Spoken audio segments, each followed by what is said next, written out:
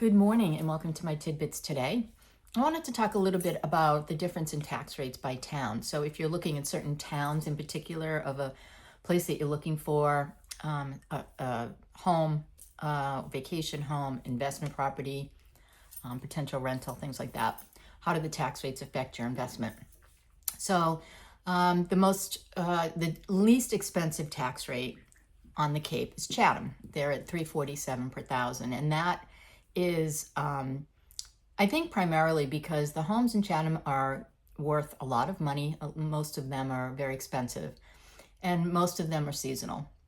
So the people that are paying the taxes aren't utilizing most of the services like the schools and the fire and the police, except for maybe 2 months a year.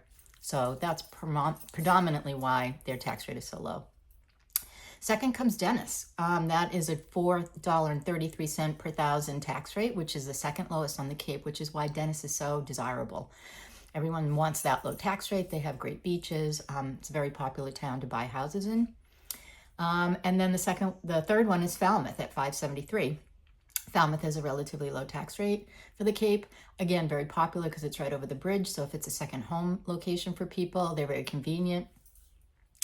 Looking at the other end of the spectrum, the most expensive tax rate on the Cape is Sandwich at $10.19 per thousand.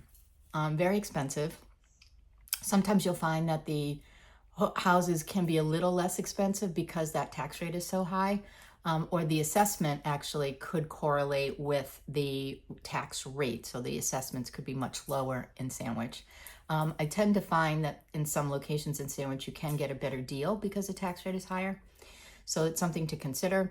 And then everything else is kind of in the sevens. So places like Yarmouth, Eastham, Wellfleet, or all those towns, they tend to be right around in the sevens somewhere, which is more average.